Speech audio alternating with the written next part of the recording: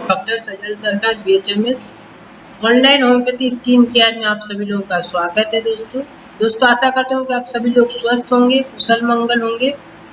दोस्तों आज हम और एक नया टॉपिक के बारे में चर्चा करने वाले हैं और आज का टॉपिक का नाम है पेरोंचिया, जिसे हम कॉमन भाषा में नेल इन्फेक्शन भी कहते हैं। और दोस्तों आज हम जानेंगे कि एक्चुअली ये पेरोंचिया क्या है, इसके कारण क्या है, इसके सिम्टम्स क्या है और इससे बहुमूल्य ट्रीटमेंट के बारे में, जिसके चलते आज हम काफ़ी कम समय के अंदर में इस प्रॉब्लम से आज हम निजात पा सकते हैं, वो भी परमानेंटली। दोस्तों ये जो पेरोंचिया है ये एक नेल इन्फेक्शन होता है। ये स्पेशली नाखूनों में होता है, या तो हाथों के उंगलियों के नाखून में होता है या पैरों की उंगलियों के नाखून में होता है। ये जो इन्फेक्शन है ये स्पेशली महिलाओं में ज़्यादा होता है एज कम्पेयर टू मेन।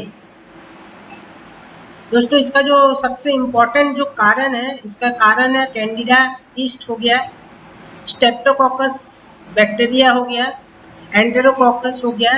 ये कुछ फंगल और बैक्टीरियल इन्फेक्शन के चलते ये स्पेशली नाखूनों में होता है ये प्रॉब्लम। और भी कुछ इम्पोर्टेंट कारण है, जैसा कि महिलाओं में होने का बहुत ज़्यादा इम्पोर्टेंट कारण, तो जो महिलाएं बहुत देर तक पानी में काम करते हैं या धूल मिट्टी में काम करते हैं, इन सब के चलते अगर वे हाथों को अच्छे तरीके से साफ सफाई नहीं करते हैं तो उनके उंगलियों के जो नाखून होते हैं, ये जो नाखून होते हैं, ये नाखून के आसपास इन्फेक्शन होना चालू हो जाता है। इसके चलते ये इन्फेक्शन ये नाखून के आसपास दिखाई हमें देता है।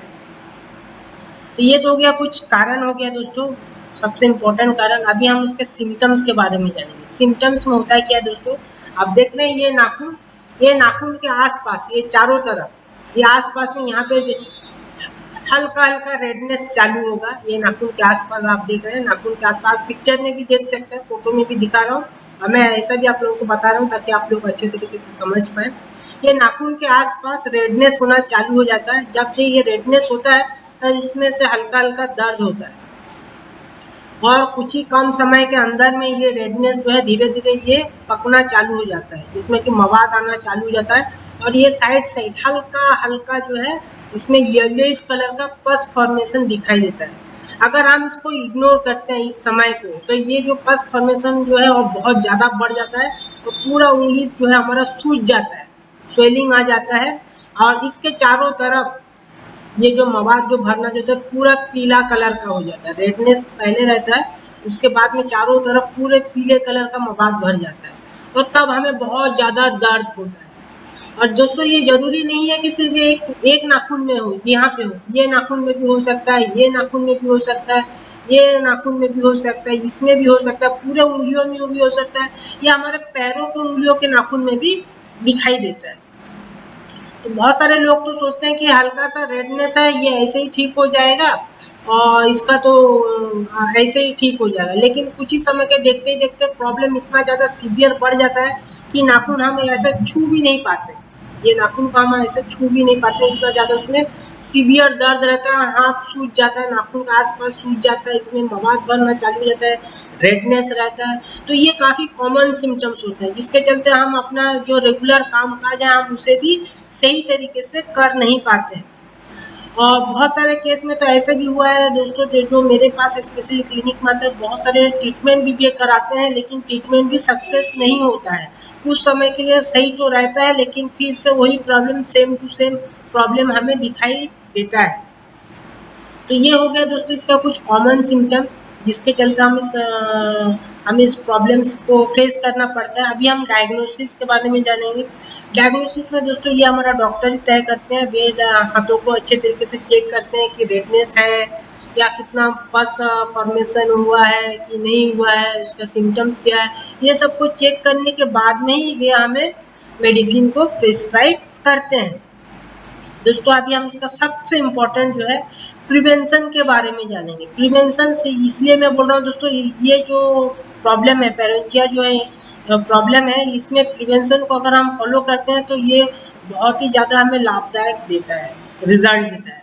तो प्रिवेंशन में दोस्तों फर्स्ट है, जो महिलाएं या पुरुष वर्ग हो गए अगर धूल मिट्टी में काम करते हैं या पानी का काम करते हैं तो इस चीज़ों को उनको अवॉइड करना चाहिए, या अवॉइड अगर नहीं करते हैं तो काम काज होने के बाद में तुरंत ही हाथों को साबुन से धुलना चाहिए।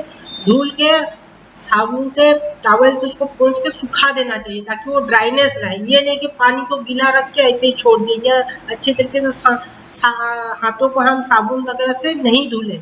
तो ये कॉमन सबसे इम्पोर्टेंट इसका प्रिवेंशन है। दूसरा, जो महिलाएं अगर किचन में जैसा मसाला वगैरह बांटते हैं, किचन मसाला हो गया जैसे जीरा धनिया अदरक लहसुन हो गया, ये बांटते हैं, तो उस केस में अगर इस टाइप के प्रॉब्लम अगर वे फेस करते हैं तो इसको इमीडिएटली अवॉइड करना चाहिए। जो महिलाएं सर्फ सोडा का काम करते हैं, जैसे कि कपड़ों को भिगोना तो रहता है ना दोस्तों, तो कपड़ों को भिगोना रहता है डेली घर का साफ करने के लिए, तो ये सब काम नॉर्मली महिलाएं ही करते हैं घर के हमारी।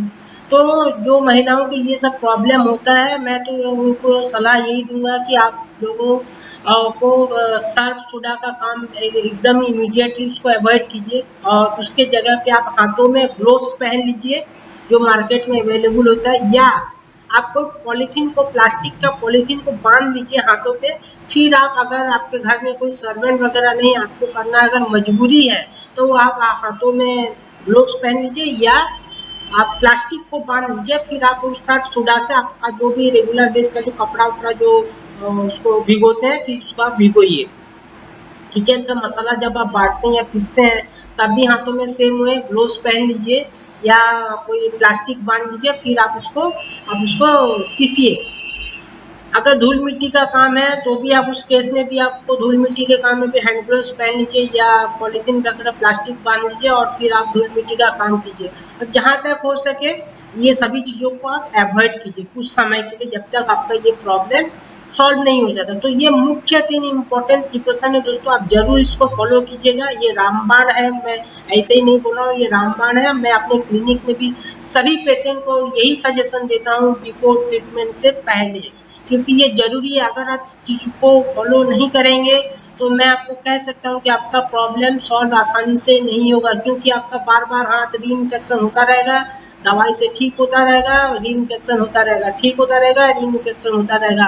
इसका मतलब ये है कि प्लस माइनस होके या लास्ट में कैंसल ही हो जाएगा, मतलब आपके हाथ में कुछ आने वाला नहीं रहेगा।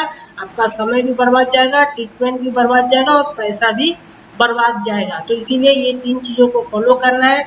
फर्स्ट है किचन मसाला को अवॉइड कीजिए, सेकंड है सर्फ सोडा को अवॉइड कीजिए, थर्ड है धूल मिट्टी को अवॉइड कीजिए। अगर अवॉइड नहीं करते हैं तो हाथों में जरूर ग्लोव्स या प्लास्टिक को बांध के ही काम काज कीजिएगा। और अभी सबसे इम्पोर्टेंट जो है जिसके चलते जिससे हम बीमारी से निजात पा सकते हैं उसका हो गया दोस्तों ट्रीटमेंट। जी हाँ दोस्तों, तो फर्स्ट मेडिसिन है बेलाडोना 200, जिसका कि 4 बूंद करके दिन में 4 बार लेना है खाना खाने से पहले। सेकेंड मेडिसिन हो गया दोस्तों हिपारसल 200, जिसका कि 4 बूंद करके दिन में 4 बार लेना है खाना खाने से पहले। थर्ड मेडिसिन हो गया दोस्तों साइलेसिया 200, जिसका कि 4 बूंद करके दिन में 4 बार लेना है खाना खाने से पहले। और फोर्थ मेडिसिन हो गया दोस्तों मायरेस्टिका सेविफेरा, जिसका कि 200 पोटेंसी में लेना है 4 बूंद करके दिन में 4 बार खाना खाने से पहले। तो दोस्तों ये 4 मेडिसिन को हमें लेना है दिन में 4 बार खाना खाने से पहले। और एक्सटर्नल एप्लीकेशन के लिए दोस्तों हो गया कैलेंडुला का मदर टिंचर हो गया, जिसको हम अफेक्टेड नेल में कॉटन में लेके नेल के चारों तरफ में हमें इसको लगा के रखना है 2 से 5 मिनट। और 5 मिनट के बाद में हमें टॉपी हिल बोल के क्रीम आता है, विल्मर स्वाबे कंपनी का आता है, उस टॉपी हिल क्रीम को नाखून के चारों तरफ हमें लगा देना है। इसी तरीके से सुबह शाम रात को दिन में 3 टाइम लगाना है। एक्सटर्नल लोशन कैलेंडुला से साफ करने के बाद में टॉपी हिल क्रीम को हमें लगाना है। और 3 चीज़ों को अवॉइड करना है, सर्फ सोडा, किचन मसाला और धूल मिट्टी, इन 3 चीज़ों को अवॉइड करना है। और देखिए दोस्तों, सप्ताह से 10 दिन के अंदर में आपका जो नेल इन्फेक्शन या पेरेंचिया का जो भी ये प्रॉब्लम है ऐसे चुटकी बजा के ठीक हो जाएगा कि दोस्तों आपको पता ही नहीं चलेगा। जो लोग भी सफरिंग है इस प्रॉब्लम से, इस वीडियो के जरिए बहुत ही आसानी से घर बैठे आप ट्रीटमेंट पा सकते हैं और आपको पता ही नहीं चलेगा कि आपका प्रॉब्लम कब सॉल्व हो गया है। अगर दोस्तों ट्रीटमेंट लेने से पहले कोई मन में शंका, कोई दुविधा हो, जैसा कि बहुत सारे लोगों को ये मन में शंका दुविधा रहता है कि होम्योपैथी लेने से तो बीमारी को बढ़ा देता है या बहुत धीरे काम करता है, दोस्तों ये ऐसा बिल्कुल नहीं है। आपको सिस्टमेटिक ट्रीटमेंट मिल जाएगा और आपको पता ही नहीं चलेगा कि आपका प्रॉब्लम जो है कब सॉल्व हो गया है। अगर मन में कोई शंका दुविधा है तो आप मुझसे डिस्कस भी कर सकते हैं बिफोर ट्रीटमेंट लेने से पहले।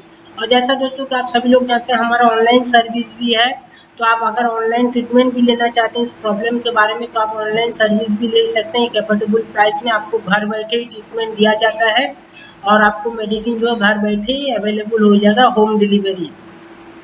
दोस्तों अगर कोई दूसरे बीमारी के बारे में भी अगर आपको जानकारी चाहिए या डिस्कशन करना चाहिए या ट्रीटमेंट लेना चाहिए, ऑनलाइन लेना चाहिए चाहते हैं तो भी आप मुझसे डिस्कस कर सकते हैं या ट्रीटमेंट ले सकते हैं। दोस्तों इसी के साथ आज का टॉपिक आज हम समाप्त करता हूँ। आशा करता हूँ कि आप सभी लोग स्वस्थ रहें, कुशल मंगल रहें।